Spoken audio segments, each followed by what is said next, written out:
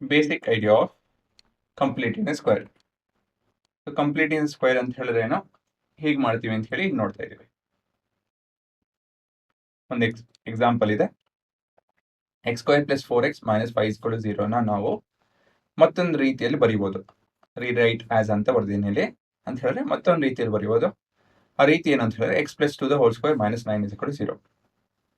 ಇವಾಗ ಈ particular equation ನಾನು ರೀರೈಟ್ ಮಾಡ್ಬೋದು, ಇದನ್ನ ರೂಟ್ಸ್ ಕಂಡುಹಿಡಿಬಹುದು.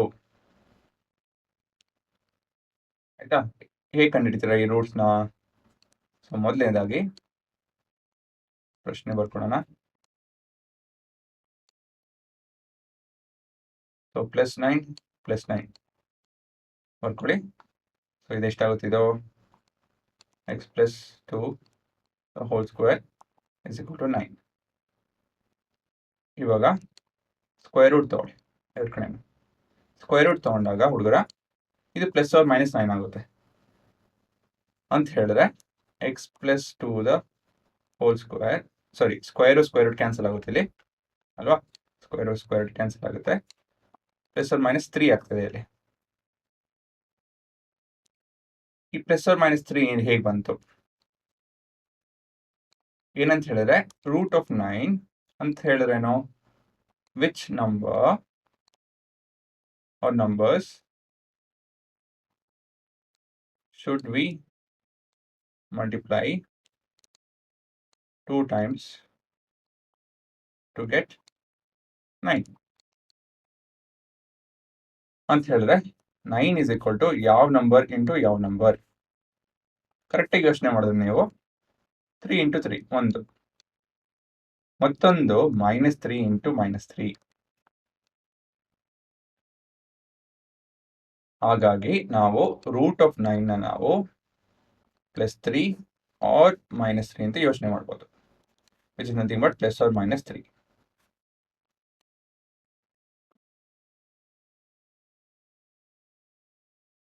ಅರ್ಥ ಆಯ್ತಾ? ಸೊ ಈ ಎಕ್ಸ್ಪ್ರೆಷನ್ ಯಾವತ್ತಿದ್ರು, ಈ ಈಕ್ವೇಶನ್ ಯಾವತ್ತಿದ್ರು ಈ ರೀತಿಯಲ್ಲಿ ಬರಿಬೇಕಾಗುತ್ತೆ ಸ್ಕ್ವೇರ್ ರೂಟ್ ತಗೊಂಡಾಗ. ಸೊ ಇವಾಗ ಏನಿದ್ರು ಆಲ್ಫಾ ಮತ್ತು ಬೀಟಾ ಕಂಡುಹಿಡಿಬೇಕು. X plus 2 = 3. So X = 3 - 2 1. Beta X plus 2 = -3, X = -5. ಇದು ನಿಮ್ಮ ರೂಟ್ಸ್. ಇದೆಲ್ಲ ಸರಿ, ಬಟ್ ಇಲ್ಲಿಂದ ಇಲ್ಲಿ ಹೇಗೆ ಹೋಗೋದು ಅಲ್ವಾ? ಇಲ್ಲಿಂದ ಈ ಎಕ್ಸ್ಪ್ರೆಷನ್ ಆರ್ ಈಕ್ವೇಶನ್ಗೆ ಹೇಗೆ ಹೋಗೋದು? ಇದೇ ನಿಮ್ಮ ಕಂಪ್ಲೀಟಿಂಗ್ ದ ಸ್ಕ್ವೇರ್ ಮೆಥಡ್. ಸರಿನಾ? ಈ ಕನ್ವರ್ಷನ್ ಇದೆಯಲ್ಲ ಇಲ್ಲಿಂದ ಇಲ್ಲಿ, ಇದೇ ನಿಮ್ಮ ಕಂಪ್ಲೀಟಿಂಗ್ ದ ಸ್ಕ್ವೇರ್. ಸೊ ಹೇಗೆ ಮಾಡೋದಿದೇನೋ ಅಂತ ಹೇಳಿ ಇಲ್ಲಿ ನೋಡ್ತಿದ್ದೀನಿ. How do we do it? X square plus 4x minus 5 = 0 example ತೊಗೊಂಡಿದ್ದೀವಿ. ಅದೇ ಎಕ್ಸಾಂಪಲು ಬೇಸಿಕಲಿ ಏನಂತ ಹೇಳಿದ್ರೆ ಈ ಇದೆಯಲ್ಲ ಯಾವುದು ಎಕ್ಸ್ ಸ್ಕ್ವೇರ್ ಪ್ಲಸ್ 4x ಅದನ್ನ ಕನ್ವರ್ಟ್ ಮಾಡ್ತೀವಿ. ಏನು ಕನ್ವರ್ಟ್ ಮಾಡ್ತೀವಿ ಅಂತ ಹೇಳಿ ಇಲ್ಲಿ ನೋಡ್ತೀನಿ ನಾನು ಇವಾಗ. ಸೊ ಮೊದಲೇ ಸ್ಟೆಪ್ ಏನಂತ ಹೇಳಿದ್ರೆ consider X square plus 4x, ಇದನ್ನು ಈಕ್ವೇಶನ್ 1 ಅಂತ ಕರೆಯೋಣ. So X square plus 4x ನಾನು a plus B the whole square convert ಮಾಡಬೇಕು, ಇಲ್ಲಾಂದ್ರೆ a ಮೈನಸ್ ಬಿ. ಇಲ್ಲಿ ಪ್ಲಸ್ ಬಿನೇ ಹಾಕೋದು ಅಂತ ಹೇಳಿದ್ರೆ basically a square plus 2ab plus B square convert ಮಾಡಬೇಕು. ಸೊ ಓಕೆ, ನೋಡೋಣ ಇಲ್ಲಿ ಏನಿದೆ ನಮ್ಮ ಹತ್ರ ಅಂತ. a ಸ್ಕ್ವೇರ್ ಇದೆ ಪ್ಲಸ್ 4x ನಾನು 2 × x ಇದೇ ಹೇಗಿದ್ರು ಹೇ. ಸೊ 2a ಬಂತು, ಏನು ಮಿಕ್ಕಿದೆ 2 × 2 4 ಅಲ್ವಾ? ಸೊ 2 ಮಿಕ್ಕಿದೆ. ಸೊ ಹೇಳಬೇಕು ಅಂತ ಹೇಳಿದ್ರೆ ಇದು a ಸ್ಕ್ವೇರ್ ಆಯಿತು, ಇದು 2 × a × b ಆಯಿತು. ಕೊನೆಯದಾಗಿ ಏನು ಬೇಕು ನಮ್ಗೆ ಇಲ್ಲಿ b ಸ್ಕ್ವೇರ್ ಬೇಕು. b ಸ್ಕ್ವೇರ್ಗೋಸ್ಕರ ಒಂದು 0 ಆ್ಯಡ್ ಮಾಡ್ತೀನಿ. ಸುಮ್ಮನೆ b ಸ್ಕ್ವೇರ್ ಬರೆಯೋಕ್ಕಾಗಲ್ಲ ಅಂತ ಹೇಳಿದ್ರೆ ಸುಮ್ಮನೆ b × ಅಂದರೆ 2 ಸ್ಕ್ವೇರ್ ಬರೆಯೋದಕ್ಕಾಗಲ್ಲ. ಅದಕ್ಕೂ ಕೂಡ ಏನೋ ಮಾಡ್ಬೇಕು ನಾವು. ಏನು ಮಾಡ್ತಾ ಇದ್ದೀವಿ? 0 ಆ್ಯಡ್ ಮಾಡ್ತಾ ಇದ್ದೀವಿ. 0 ಯಾಕೆ ಆ್ಯಡ್ ಮಾಡ್ತಾ ಇದ್ದೀವಿ? ಹೇಗೆ ಆ್ಯಡ್ ಮಾಡ್ಬೋದು? 0 is a ಮಲ್ಟಿಪ್ಲಿಕೇಟಿವ್ ಐಡೆಂಟಿಟಿ ಅಂತ ಹೇಳಿದ್ರೆ 0 cannot be zero can be added to anything, it will not change the nature of the root ಅಂದ್ರೆ nature of the equation or expression ಅಂತ ಹೇಳಿ ಅಲ್ವಾ. ಮತ್ತೆ ನಾನು 0ನ ಹೇಗೆ ಬರೀಬೋದು?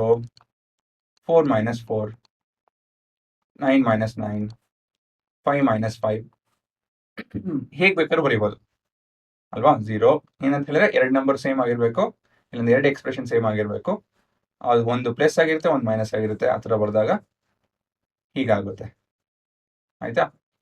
So 1x square plus 2 into x into 2 plus ಈ 0ನ ನಾವು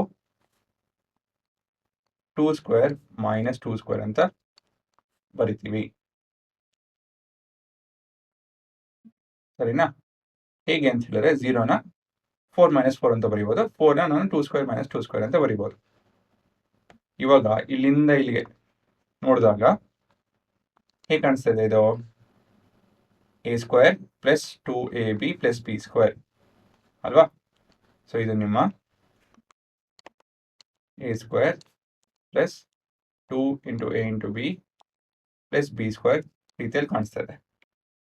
so ಇದು basically a plus b the whole square ಆಗುತ್ತೆ.